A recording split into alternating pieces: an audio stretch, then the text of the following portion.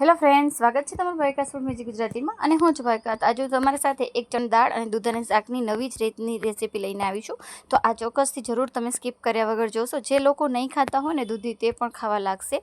તો આ રીતે તમે ચણાની દાળને દૂધીનું શાક બનાવશો તો 100% ગેરંટીથી કહું છું કે ખાવામાં રોટલી ઓછી પડશે. અને તમે બહારના શાક પણ, પંજાબી શાક છે કે દાલ ફ્રાય છે, તે પણ ખાવાનું ભૂલી જશો. તો એકવાર આ જરૂરથી ટ્રાય કરજો. તો મેં અહીંયા 250 ગ્રામ જેટલી દૂધી લીધી છે અને ધોઈ સાફ કરી અને આ રીતે છોલી અને આ રીતે એને મીડિયમ સાઇઝના કટકા કરી લઈશું. તમે જોઈ શકો છો. હવે આપણે કુકરમાં દૂધીના કટકા લેવાના છે અને જે આપણે 1 થી 2 વાટકી, નાની વાટકી જેટલી મેં 2 વાટકી અહીંયા કરીને ચણાની દાળ લીધી છે. તો એને એકદમ 4 થી 5 વખત પાણીથી સારી રીતે ધોઈ લીધી છે. તમે ચાહો તો આને અડધી કલાક કે કલાક પહેલાં પણ તમે પલાળી શકો છો. તો હવે આપણે આની અંદર 1 લોટા જેટલું પાણી, એટલે કે અડધા લીટર જેટલું પાણી ઉમેરીશું અને આમાં અડધી ચમચી જેટલી હળદર અને થોડુંક આપણે સ્વાદ પ્રમાણે મીઠું ઉમેરીશું. હળદર અને મીઠું ઉમેરવાથી જે દાળમાં છે મીઠું પણ એકદમ સરસ રીતે ભેળવાઈ જાય અને બફાશે એટલે એકદમ કલર પણ એનો હળદરથી સરસ આવવાનો છે. તો હવે આને 3 થી 4 વિસલ વગાડી લઈશું. ત્યાં સુધી આપણે અહીંયા મસાલો રેડી કરવાનો છે. તો હવે મસાલો રેડી કરવા માટે અહીંયા મેં એક નાનો બાઉલ લઈ લીધો છે. તો નાના બાઉલમાં આપણે 1 ચમચી જેટલી હળદર, 3 ચમચી જેટલું લાલ મરચું, તમે મરચાંનું પ્રમાણ ઓછું વધુ તમારી રીતે તમે કરી શકો છો. તો આ મીડિયમ મરચું છે. તમે તીખાશ વધારે ખાતા હો તો તમે વધારે પણ ઉમેરી શકો છો અને ઓછું પણ ઉમેરી શકો છો. હવે 1.5 ચમચી જેટલું ધાણા જીરું પાવડર ઉમેરીશું. તમે ચાહો તો આમાં કિચન કિંગ મસાલો પણ તમે ઉમેરી શકો છો. હવે આપણે અડધી ચમચી જેટલો નોર્મલ જે ગરમ મસાલો છે દાળ શાકનો, તે લીધો છે અને થોડુંક આપણે મીઠું લેશું. તો મીઠુંનું પ્રમાણ બહુ જ ખાસ ધ્યાન રાખવાની. આપણે અહીંયા મસાલામાં પણ કરી છે અને આપણે બાફવા વખતે પણ આપણે મીઠું ઉમેર્યું છે એટલા માટે. તો હવે આને સારી રીતે મિક્સ કરી અને પાણી નાખીને એની પેસ્ટ તૈયાર કરી લેશું.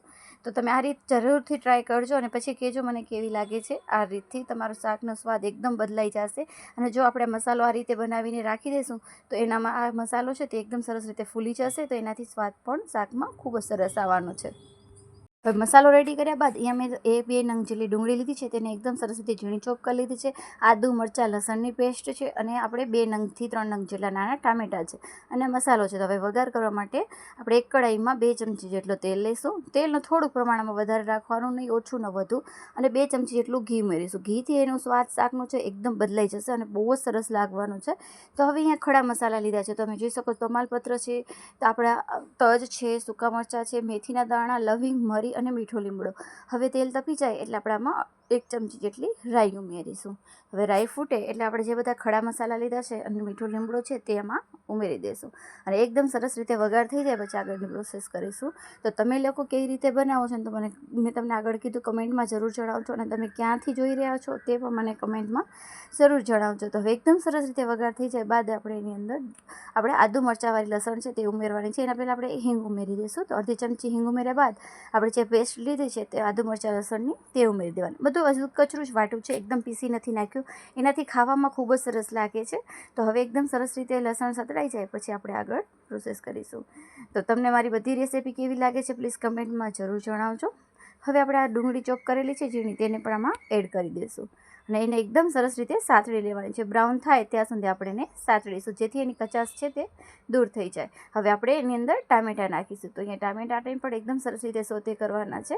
તો તમે જોઈ શકો છો કલર પણ એટલો સરસ આવવાનો છે. હવે થોડુંક આપણે જે ડુંગળી અને ટામેટાના ભાગનું મીઠું ઉમેરવાનું છે. મેં તમને આગળ બતાવ્યું કે મસાલામાં પણ મીઠું ઉમેરેલું હતું અને બાફવામાં પણ ઉમેરેલું હતું. હવે આને ઢાંકી અને થોડીક વાર આપણે આને ચડવા દઈશું જેથી એની કચાશ છે ટામેટાની દૂર થઈ જાય. હવે એકદમ સરસ રીતે દૂર આ થઈ જાય એટલે આપણે જે મસાલો પેસ્ટ કરીને રાખી હતી આપણે મસાલાની, તે આના અંદર ઉમેરી દેવાની છે. અને કોઈ પણ મેં બીજા વધારે મસાલા ઉમેર્યા નથી. જો તમને એવું લાગે કે ઓછા મસાલા લાગે તો તમે વધારે પણ ઉમેરી શકો છો. મેં માપ પ્રમાણે જ ઉમેર્યા છે. તો હવે આ રીતે આપણે એકદમ સરસ રીતે મસાલો ચડવા દેવાનો છે. જ્યાં સુધી તેલ છૂટું ન પડે ત્યાં સુધી આપણે મસાલો બધો આપણે આ ગ્રેવીમાં ચડવા દઈશું. તો એનાથી જ એકદમ શાકનો સ્વાદ છે તે એકદમ બદલાઈ જશે. તો તમે જોઈ શકો છો હવે તેલ ઉપર આવવા લાગ્યું છે. તમે હવે આપણા મસાલા ચડી ગયા છે. તો હવે આપણે જે અંદર દૂધી અને ચણાની દાળ બાફેલી હતી તે એની અંદર ઉમેરી દેવાની છે. તો તમે જોઈ શકો છો મારો એકદમ સરસ રીતે છૂટી બફાણી છે. તો આ રીતે બાફવાથી ચણાની દાળ ને દૂધીનું શાક છે તે ખૂબ જ સરસ આવે છે. એટલે બાફતી વખતે એકદમ પાણીનો માપ પણ પ્રોપર હોવું જરૂરી છે અને જે પાણી થોડુંક વધે એ પણ આપણે આની અંદર ઉમેરી દઈશું. તો હવે એકદમ સરસ રીતે એને ઉકળવા દેવાની છે. તો તૈયાર છે ચણા દૂધીનું શાક. તો તમે જીરા રાઈસ, ફુલકા રોટલી અને ડુંગળી સાથે સર્વ કરશો તો ખૂબ જ ખાવાની મજા આવશે અને ખૂબ જ ટેસ્ટી બન્યું હતું. તો તમે જરૂરથી ટ્રાય કરજો અને રેસીપી પસંદ આવે તો લાઇક, શેર અને સબસ્ક્રાઈબ કરવાનું ભૂલતા નહીં. Thank you so much.